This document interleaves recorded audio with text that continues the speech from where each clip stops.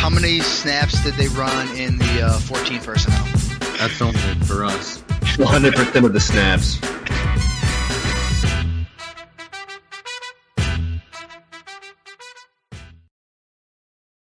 What's up, everybody? Welcome into Trade Targets Week 6 wide receiver edition. Today we got 4 players, 3 wide receivers to trade for, 1 to trade away. No, I missed everything else. How many snaps did they run in the 14 personnel? That's only for us. 100% of the snaps.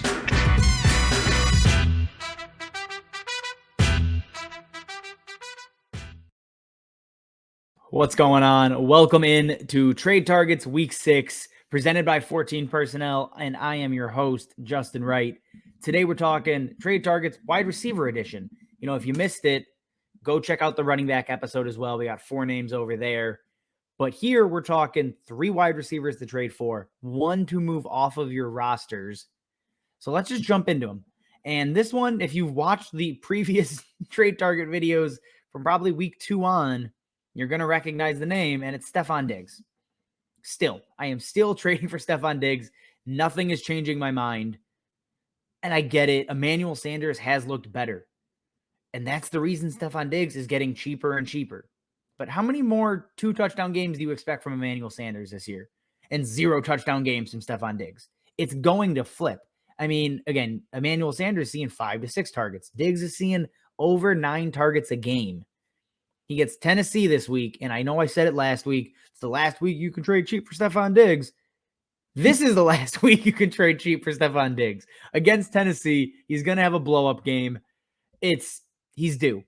And right now he's getting cheaper and cheaper. If you are on Twitter, you can see it. People are saying, I'm concerned about Stefon Diggs. Emmanuel Sanders looks great. He might be the guy. It's Stefon Diggs still. Use that concern, the fear, and go trade for him. Guys, you probably have to give up for him, though. You know, someone like Antonio Gibson. I had a friend actually text me saying they are trading Gibson for Diggs. I love Antonio Gibson. I want Stefon Diggs still. And another guy I'd be pretty okay with trading, and I think you could probably even make the flip now, is Kareem Hunt for Stefon Diggs. Kareem Hunt has been fantastic. He's, scored 1 million touchdowns. That eventually is going to change, and Kareem Hunt is great. But I want Stefon Diggs because I do think he ends up being better by the end of the season. So I still trust Diggs over Hunt there as well. All right, moving on to guy number 2 here. We have Diontae Johnson, and really you can insert Chase Claypool here as well. I'm looking to get both of them. Obviously different teams, but Diontae Johnson's been really, really, really good. And without Juju Smith-Schuster now out for the year, a guy that really sees, typically 10 targets a game outside of, the weird 2-target week he just had, that could go up. I think Chase Claypool are going to dominate the targets there. I want either of them on my team. And yeah, you probably got to pay a decent amount. But I was talking with my friend, and he was saying he's looking to move Diontae Johnson because of his 2-target game. 1 target only after Juju went out. So people are out there that are concerned. And if you can trade someone like Chris Carson, he's going to become, when he's announced back this week, which he should be, or, Leonard Fournette plus a little bit more, maybe a low-end wide receiver, you take advantage of that. You want to, again, chase targets at the wide receiver position. That's what Diontae Johnson and Chase Claypool both bring. So really this is a 2 for Diontae Johnson, Chase Claypool. Go look to add them in leagues now. And now we got Adam Thielen, the one guy I'm looking to move off of my roster in today's video episode, whatever. It's Adam Thielen. He's just touchdown dependent. The Vikings had a super easy schedule to start the year. Arizona, Seattle, and Kirk Cousins took advantage. And Adam Thielen was obviously a huge beneficiary. But we know how Kirk Cousins goes.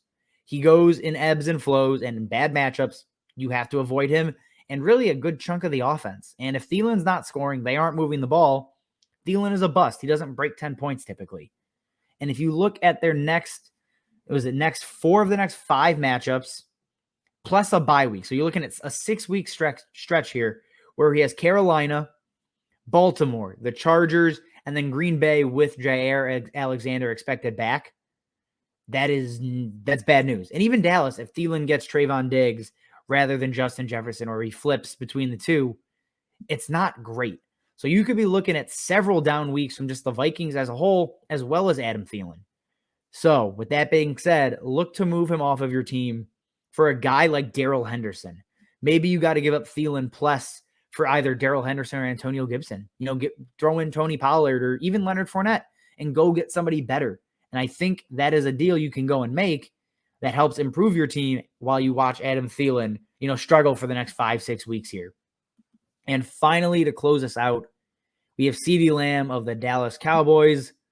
Finally got right a little bit, had a big touchdown against the Giants this week, but he's still undervalued. I mean, people are not fully bought into CeeDee Lamb after the first 2 weeks of an explosion and then 2 down weeks. Nobody really knows what to make of him. And with that being said, you take advantage of the uncertainty. So CeeDee Lamb is a clear buy, and a lot of it has to do with what's going on after the bye week for Dallas. They have one matchup. Again, it's only been 5 weeks, but one matchup against the current top 12 defenses against fantasy wide receivers from week 8 to week 17. Dallas, I want all of Dallas, outside of Tony Pollard, who's a trade away target on the running back episode. But CeeDee Lamb is set to excel. Dallas, Dak, Amari, they're all set to have great second halves on top of the great first halves they've had. So go get CeeDee Lamb again. Go trade Josh Jacobs plus Leonard Fournette plus a little bit more. Those second-tier running backs, give them, another receiver with them and upgrade. That's how you make your team better. You buy these guys a little bit lower than they should be, and then you profit later on when the schedule lightens up. All right, guys.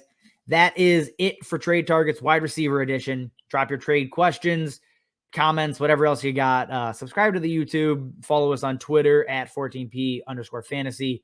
Follow me at Justin_fantasy. That's wrong. At Justin_14P. There we go. And as always, guys, we will see you next time.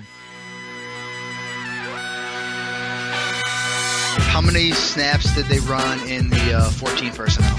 That's only for us. 100% of the snaps.